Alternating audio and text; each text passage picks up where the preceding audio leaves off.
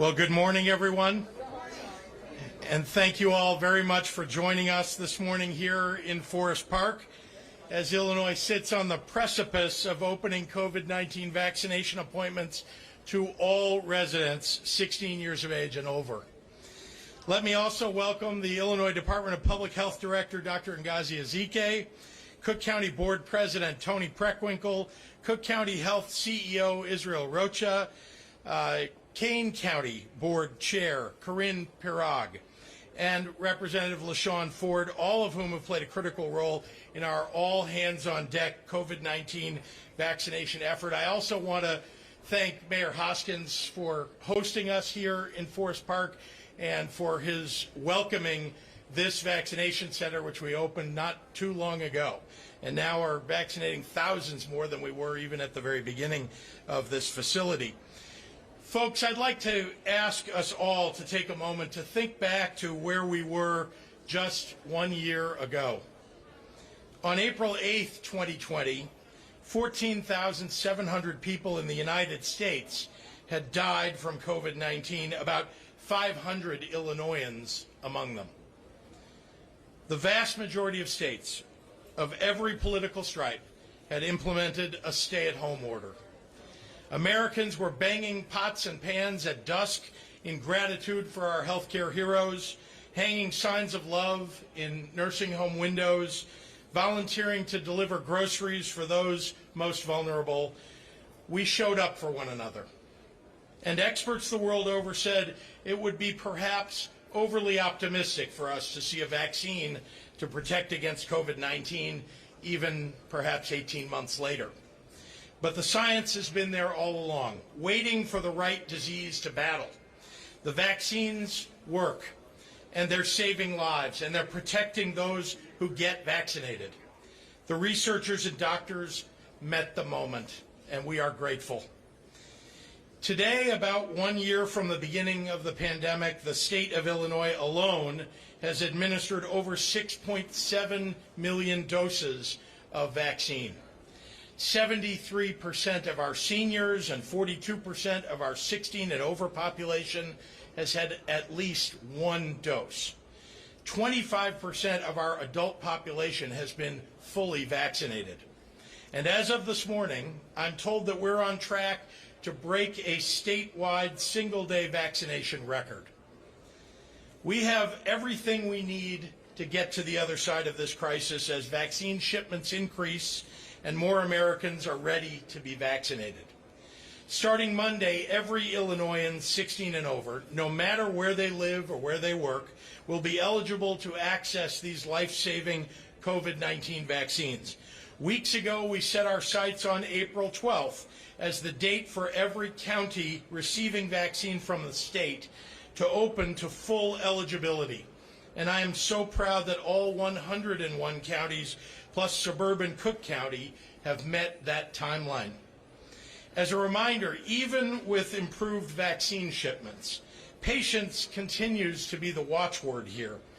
We continue to have special vaccine clinics for seniors and those most vulnerable, so some doses are still reserved for them.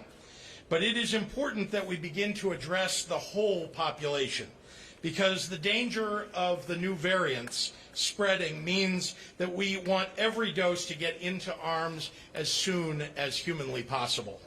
The vaccine is the best weapon against the variants, and it's the fastest ticket back to normal life.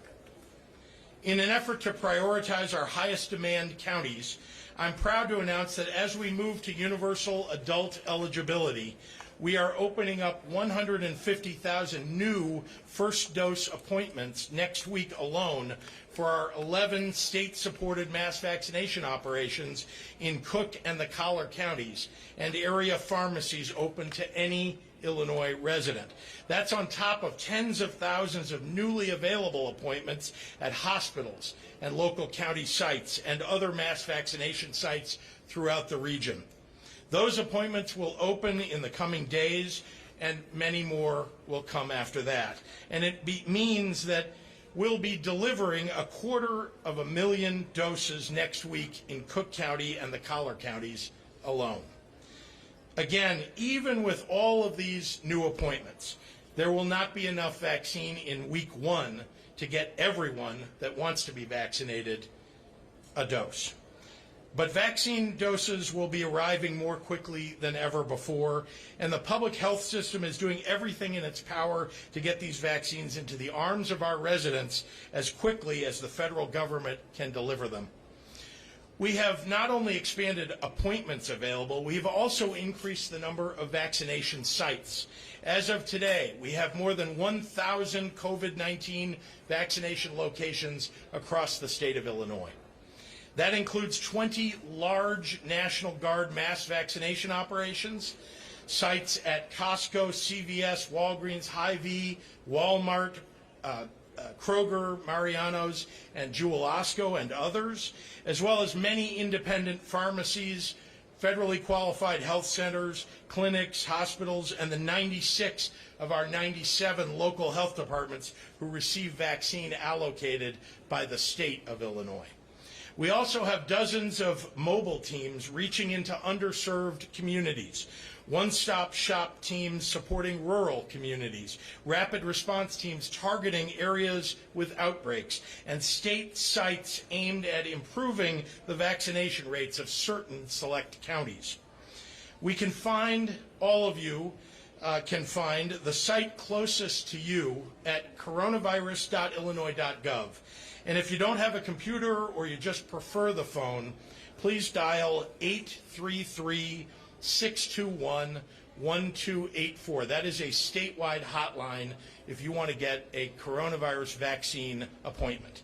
833-621-1284.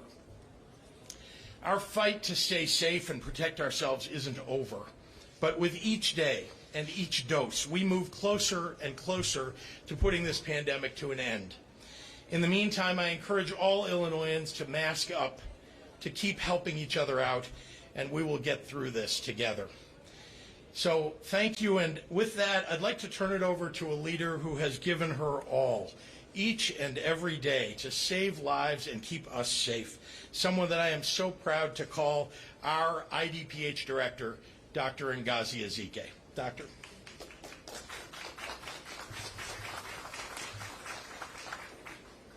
Thank you, Governor, and good morning, everyone. Good morning. It is so great to be here at one of the many vaccination sites around the state. Over the past month, I've visited several vaccination sites, and I'm so happy to see the turnout. I'm so happy to see the intense desire to be vaccinated. Step by step, we are making it to the finish line. First, the amount of vaccine is increasing. Second, the number of vaccine providers is also increasing. And thirdly, the number of people eligible to be vaccinated is increasing. COVID-19 vaccination is one of the strongest, most powerful tools we have to fight this pandemic together. The 3 COVID-19 vaccines currently authorized for use in the United States are all highly effective against preventing severe illness, hospitalization, and death. And of course, that's what we want in our vaccines.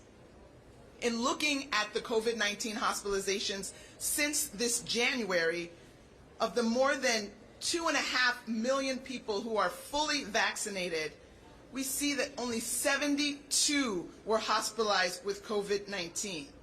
So you don't have to be a math major to know that that means that more than 99.999% of those individuals were people who were not vaccinated. The overwhelming majority of COVID hospitalizations are in people who have not been vaccinated.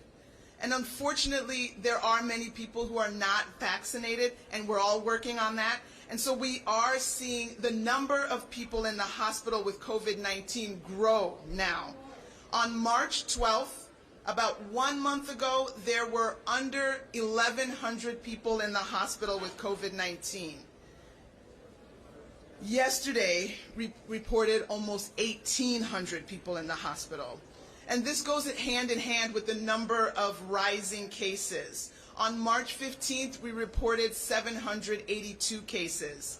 Yesterday, nearly 4,000 new cases. So yes, we have a vaccine and we are elated about that. but it doesn't mean that this pandemic is completely over. We do need to continue to wear our masks before we can return to what we were doing pre-pandemic, in the way we did it pre-pandemic. So this resurgence is here, and until we have better herd immunity, we will continue with this layered public health measured response. Involves wearing masks, washing your hands, careful with crowds, keeping 6 feet of distance, getting tested, answering the call when the contact tracers call. All of that is important, and of course, get vaccinated as soon as you can. Getting vaccinated, as the governor described, is getting easier every single day, with more vaccine, more providers, and in just a couple of days, open eligibility to everyone over the age of 16.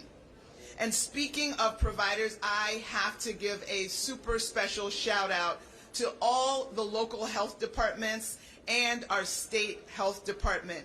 This week is National Public Health Week, and I want to recognize all of our public health partners who have literally been working 24/7 for more than a year now.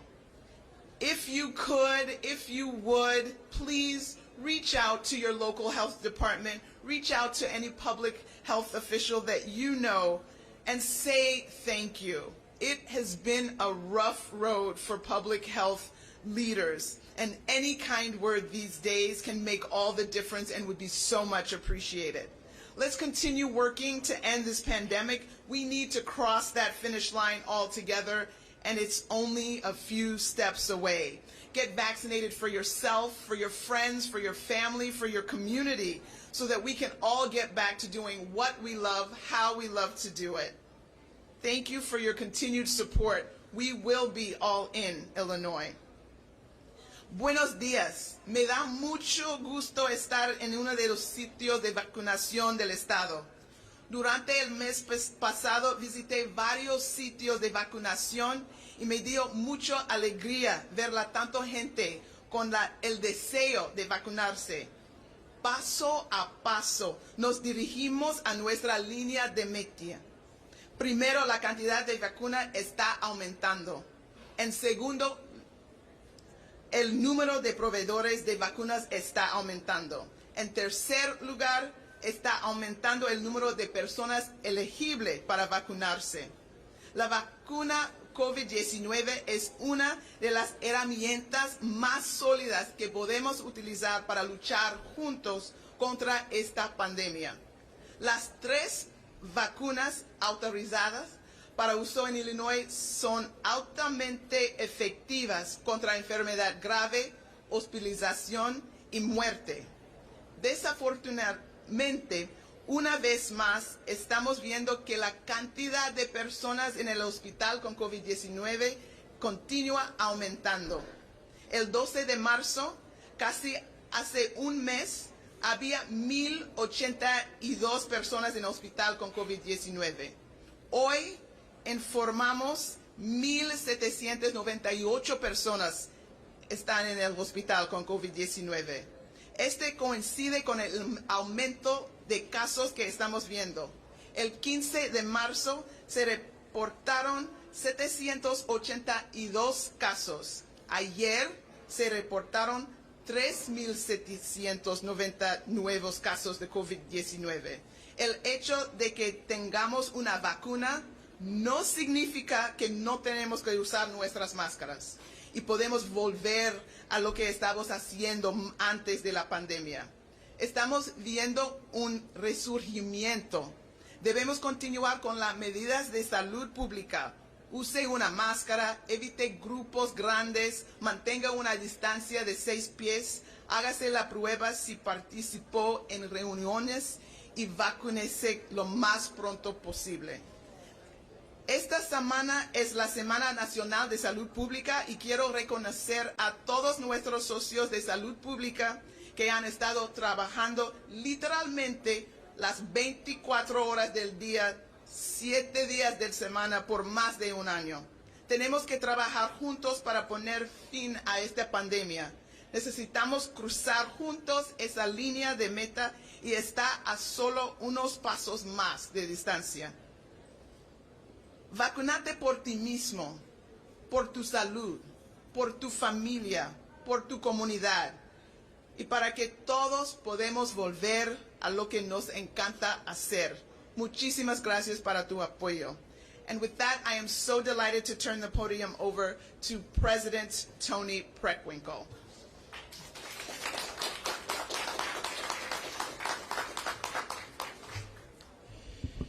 Thank you very much, and good morning, everyone. Before we start, I want to acknowledge those who are with us. I'm very grateful for Dr. Zike's kind remarks. I want to thank Governor Pritzker, of course, for his leadership as we have addressed this challenge, and the National Guard, which he has brought to this site, and many others around the county, which have enabled us to do our mass vaccination. So I want to begin by thanking the National Guard men and women who are here with us today. I want to acknowledge Representative LaShawn Ford, Cook County Commissioner Brandon Johnson, Cook County Commissioner Frank Aguilar, Forest Park Mayor Rory Hoskins, Kane County Board Chair Corinne Perrag, who is our partner at the Elgin Mass Vaccination Site, the only joint county vaccination site in the state, Dr. Zike, who we talked about earlier, Israel Rocha, who's CEO of the Cook County Department, Cook County Health and Hospital System, and Dr. Kiran Joshi, who's co-leader of the Cook County Department of Public Health. Today marks another hopeful day. It's because we're getting a little bit closer. The light is looking a little bit brighter. We still have a long way to go, but with today's announcement that we're expanding vaccine eligibility to anyone age 16 and older as of April 12th, we're taking another step toward normalcy. And while we're excited to take these steps, I want to make sure that we continue to set clear expectations. Demand continues to outweigh supply of the vaccine, so I join my colleagues in asking for your continued patience. During this time, I'm very proud of all the hard work that's being done to provide equitable access to COVID-19 vaccine for the residents of Cook County and to all of the residents of Illinois. There is no doubt, however, that some of our most vulnerable communities have been disproportionately impacted by the pandemic, and to get to the other side of this extraordinary moment, we need to continue vaccinating as many people as possible. As we talk about normalcy, we must also keep in mind that there's still much to be done to protect our residents. We must continue to wash our hands, to wear our masks, and to practice physical distancing. As our Cook County experts have said, we need to continue to make progress in vaccinating our residents, but if we have trends in the wrong direction, we'll not hesitate to tighten restrictions on gatherings indoors or outdoors. Our future rests upon the decisions made in this critical moment. So Cook County will continue to follow the science and the guidance of our health experts. This is what Cook County has been doing since the beginning of the pandemic, and we will not stop now. April 12th marks the next step, an important step in our recovery. We thank everyone for their patience up to this point as we've moved to various phases of the vaccinations. The weather is warming, and we know we're all hoping for a great summer. But to get there, we must work together. And now I'd like to bring to the podium Israel Rocha, who's head of Cook County Health.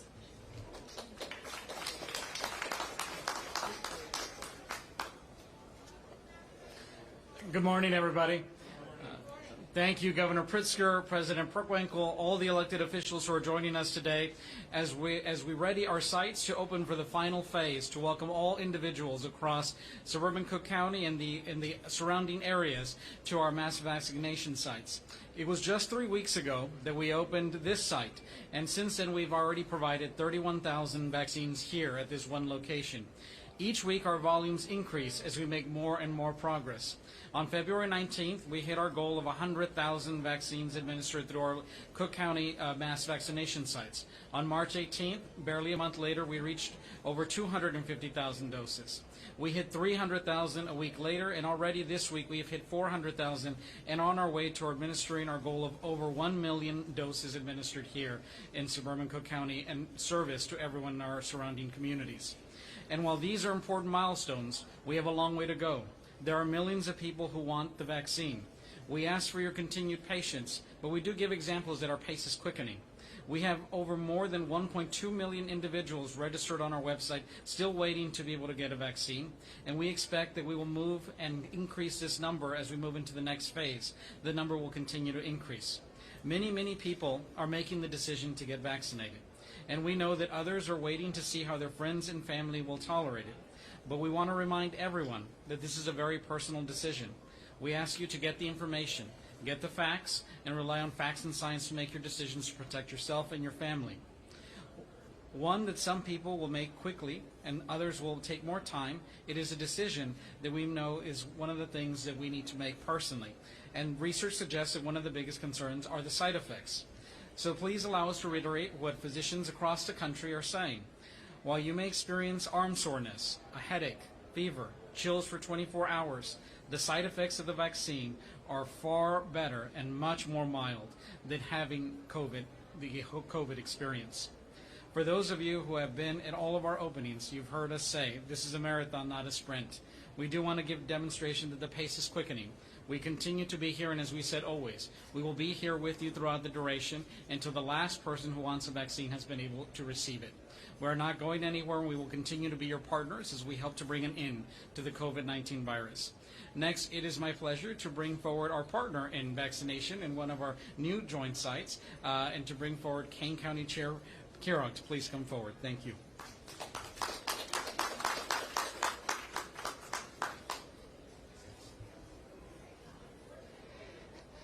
Good morning. We can hear that some of these are former teachers with the good morning.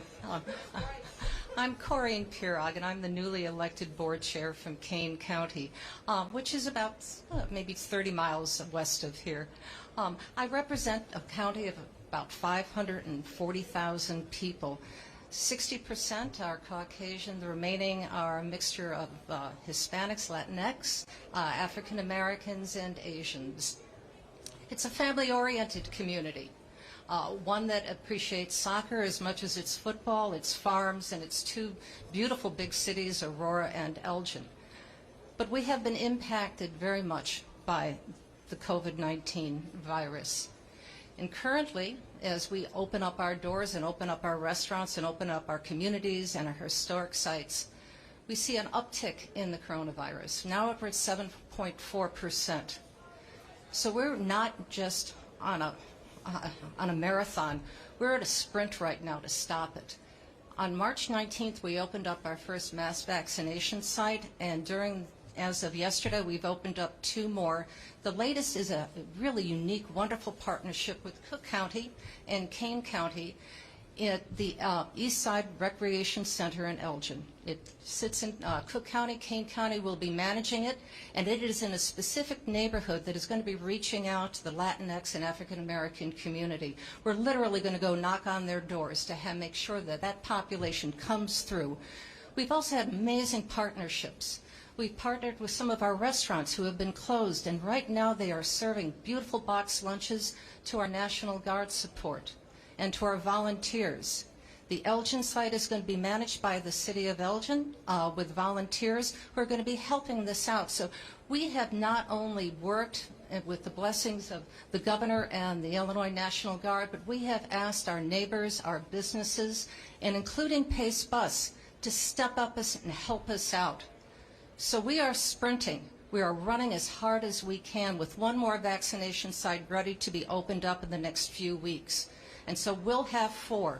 We're a small county, we're a mighty county, and we are going to fight as hard as we possibly can to ensure that no arm is left unvaccinated. So thank you very much. And, oh, excuse me, I'm supposed to introduce Representative Ron Ford, or LaShawn Ford. Thank you for the introduction, and good morning. President Pertwinkle's a teacher, and she demands people speak and say good morning. So whenever I'm around her, I make sure I do it right. So I want to say first that the Governor, thank you for getting us the state doctor that we have. Dr. Ezike is passionate, and you know, as legislators, we always like to have our opinion about who and what you should do. So we approve of Dr. Ezike because she's very passionate and we trust her to be the state doctor. And even my mother, who's 82 years old, says, that's my girl. So if my mother approves, then, you know, that has a lot of influence on me. I also want to introduce someone that's very excited about the fact that 16-year-olds and older will have the opportunity to take the vaccine. And that's Nellie Vasquez-Rowland from A-Safe Haven. She takes care of families. And what you have in the shelters are people that's 16 and a little older, but they couldn't get the vaccine because they were too young. So today is a special day to announce that anyone that's 16 and older as of the 12th will be able to take the vaccine. That's going to help out homeless shelters across the state of Illinois. So that's a big deal. The other big deal is that my daughter told me this morning, I didn't tell her about this, but she read the paper and she's ready to make her appointment because she wants to take the vaccine. She's 17 years old and a high school student, and we know this is going to be very important for high school students that want to play sports, that may be in the band, that just want to participate like normal high school students do in America.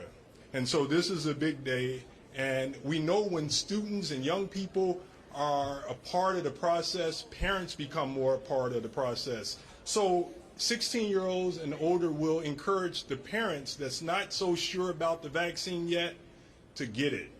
So this will increase the number of people that would like to take it, and it will get us to the goal that we're trying to get at even faster. And I would finally say that I've talked to some people that even people that are not 16 years old would like to take the shot because they know that people younger than 16 have had COVID.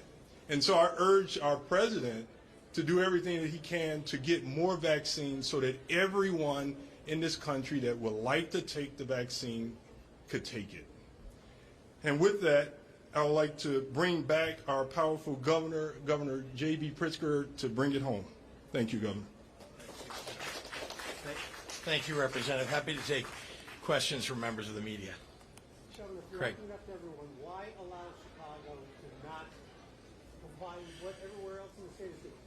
Well, Chicago gets a separate allocation of vaccine from the federal government, as you may know, and so they make their decisions, of course, as we do, trying to cover the populations that they feel are most vulnerable. We just believe in the state, and I think that the President of the United States has expressed this too, that we're at a point where the variants are rising. They're coming at the population so fast at every age. We need to make sure that we open this up to everybody. You know, there are lots of different groups that have been prioritized prior and groups that you could separate out and say, you know, we want to prioritize going forward. But we now need to get as many shots into arms as quickly as we possibly can. We're reserving some vaccine to make sure we're targeting particularly vulnerable groups that aren't fully vaccinated yet. But right now, we just want people to show up and get vaccinated as soon as possible. So do you believe that Chicagoans should come to the suburbs to sign up? They're absolutely welcome to. I'm sorry to interrupt, but I want to make sure that people in Chicago know that they are welcome to sign up for our mass vaccination sites. You know, obviously, Chicago is now aiming, as I understand, to open up April 19th. So there'll just be a week there between April 12th and April 19th. But if people choose to come to our mass vaccination sites, they're absolutely welcome. Do you believe that Chicago's vaccine rollout has been too complicated? Look, this is such a challenging time in our history.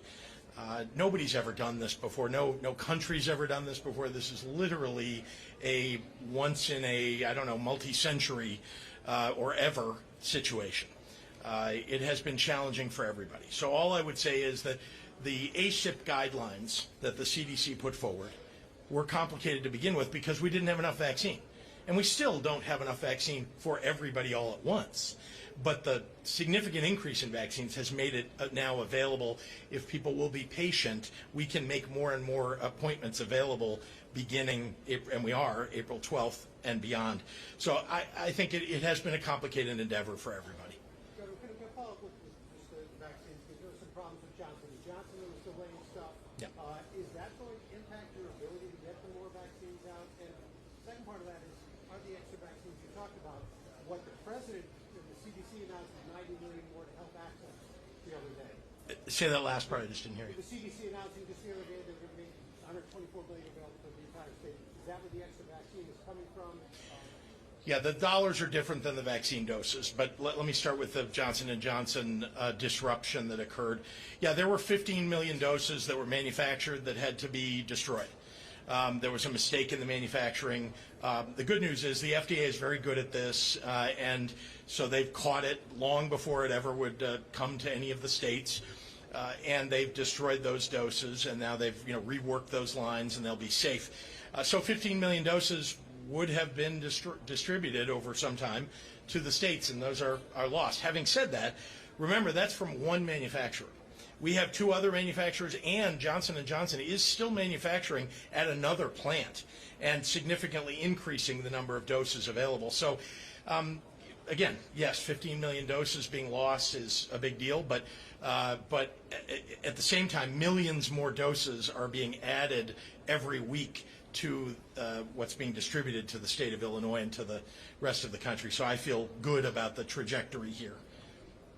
So going off of that, the numbers from the CDC say we are receiving a significantly less number of Johnson & Johnson vaccines for next week. And you've got 148,000 plus this week, and we're only expecting 17,000 for next week on top of opening all these appointments to Illinoisans. How is those 15 million for that drop, or what's going on there? Yeah, so yes, I think Johnson & Johnson would have liked to have been distributing their doses during that time period that you're now saying they're distributing fewer. There was always going to be a lull in the Johnson & Johnson manufacturing even after the new doses would have come, because they are ramping up their manufacturing. As you know, they were approved later than the other two manufacturers. But let me be clear, we have increasing doses available to people. That's why we're able to offer more appointments in Cook and the Collar counties, significantly more appointments over the coming week for first doses. And over the coming weeks, because the other manufacturers are increasing their distribution of doses. And we also have, as you know, there are inventories that exist around the state of Illinois, and those are being pushed off the shelf to make sure that we have enough vaccine going out and an increasing amount. So I'm very optimistic. I mean, look, nothing is perfect in this process. There's no doubt about it. But look around you. We are at a mass vaccination site. It is busy, and we are so pleased to see it. The life that's here is giving life, really, to the state of Illinois and to the people of Illinois, and I'm very proud of that. Dr. Ezike, could I have a question to you, please? What about the double mutation variant, and how concerned are you about that? Do you think it's here in Illinois? So we keep hearing, we get updates from the CDC regularly about the variants of concern, the variants of significance, and so we know of the ones that are predominantly circulating here in Illinois. That's the B.1.1.7 that was first identified out of the UK. That's the majority of the variants we see is there. We know that viruses mutate all the time. When there are people who are susceptible to infection, that is what the virus needs to mutate.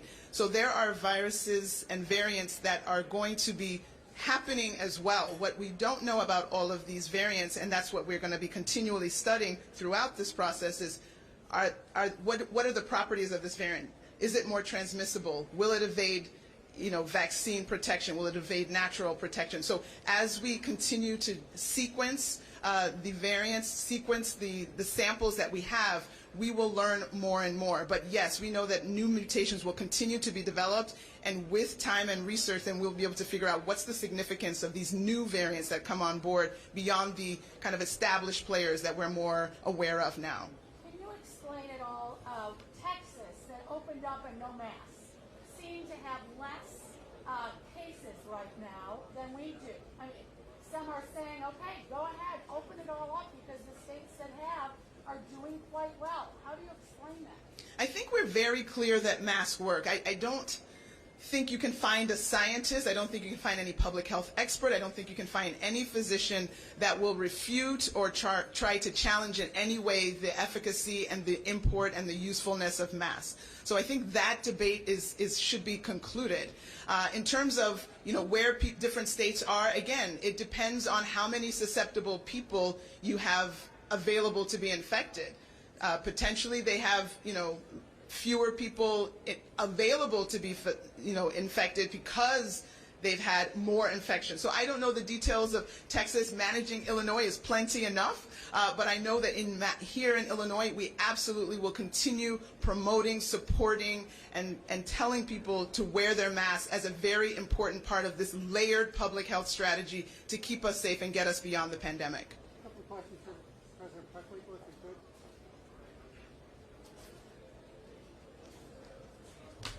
Can you tell us what metrics you're looking at for instituting more of the mitigation, further restrictions? Sure, I'm going to ask Dr. Joshi, who's co-leader of our Cook County Department of Public Health, to respond. Thanks so much. Good morning, everyone. Simply put, we look at a number of metrics, including case rates, case positivity, and hospital utilization. As my colleague indicated earlier, we're at a time of great hope, but also a time of great uncertainty. And I would caution everyone to continue to mask, to continue to not congregate. Because it's only then, if we follow that good public health guidance, that we can reduce the rates of COVID-19, which will make the vaccine rollout that we're seeing be very successful, be even more successful, and work and put an end to this pandemic. Your name, Thank you. please, and spell it. Yeah, Kiran Joshi, Kiran-Joshi. Thanks. Senior Medical Officer and co-lead of the Cook County Department of Public Health. Can you tell us what those metrics are? I mean, if people are watching at home and they're tracking stuff, if they're looking at the positivity rate, that seems to be the one big thing. Sure. If we trick certain positivity rate, I mean, where do people need to be looking? Sure. So we look at the data every day. We intend to follow the science, and then in collaboration with our colleagues at the state, make decisions going forward. Thank you. President Pritzker, can we follow up with you? There was a question from one of my colleagues. How meaningful was last night's vote of the Democratic Party in Cook County? Can we why don't we stick to the issues at hand? If there are any more questions that are on topic? I do have one. For the governor. Yep. The judge has refused to dismiss the challenge from the Geneva restaurant about your emergency orders. Yeah. Your reaction to that, and how much longer will those emergency orders continue? Well, we want to keep people safe and healthy through the end of this pandemic, so we're going to do everything that we can. If it requires emergency orders, we're going to do that. As to the case, the legal challenge that you're referring to, as you know, there have been a number of right-wing organizations that have stoked some of these lawsuits, and they continue to try to poke and prod to find something, anything. They've lost at every turn. This is just another one of those cases. So I expect that this will. They're just looking to stay in court, not get dismissed like so many of their colleagues have been. So we'll see where it ends up. But I have every confidence that we have followed the rules, followed the law. The Attorney General's office has confirmed that. Our governor's office legal team has confirmed that, and in every court nearly every court, has confirmed that, and where they haven't, they've been overturned. Yes. We know that Johnson & Johnson is used in places like the Aurora vaccination site, the Union Hall, and Tinley Farm. How is this lack of allotments coming in going to impact places like that? Are we anticipating a cancellation of appointments or a closure possibly even temporarily? So let me be clear that, first of all, each location certainly communicates with the folks who sign up for their appointments directly. What I can tell you is that every one of those locations and the local public health departments is doing their best to make sure that no appointments get canceled, and that to the extent that someone expected to get a certain kind of dose, that they will get a dose. It just may not be the Johnson & Johnson dose that they get. We've got to keep moving here. Even when there are some people who prefer the one-shot dose, some people who choose the other, for whatever reason, the other two. And all I can tell you is that even just getting that first shot in your arm and having that in there for 14 days while you're waiting for the second shot is an enormously beneficial thing for protecting people. And so we want to just keep this train moving. We want to keep people showing up and getting their vaccine. And obviously we'd all love to have one-shot vaccines, for everybody. We don't right now. There are more that may come online. Johnson & Johnson is doing its best to get more vaccine to the states as fast as it can. Thank you. Can we do an off-topic, please? Okay. President Preckwinkle, could you talk about what happened at last night's Democratic Party to endorse the school board legislation?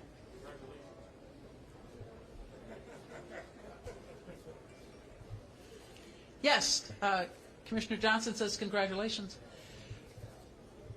Anthony Cazada, I think I pronounced his name correctly, came to me in the summer of 2020 after he had been elected to the Central Committee person for his ward, and said that he was interested in having a policy committee for the party.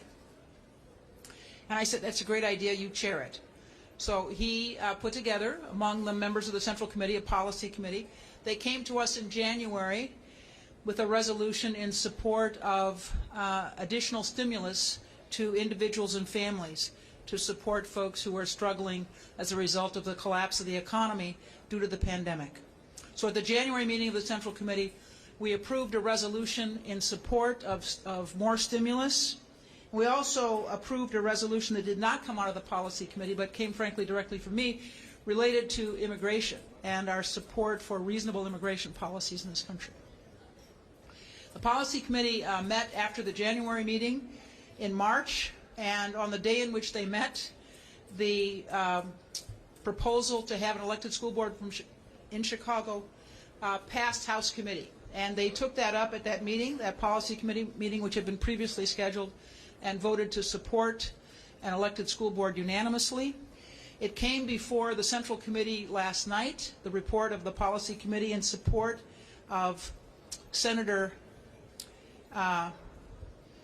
thank you, I don't want to say Markowski, Rob Martwick's bill in the Senate, and Delia Ramirez, I think, is the sponsor in the House. Is that right? Yeah. So the Central Committee voted overwhelmingly. I think there were 5 dissenting votes in support of an elected school board. Is this meddling in Chicago's business, though? The policy committee of the Central Committee has provided advisement to our members of Congress around stimulus and immigration, and now provides advisement to the city.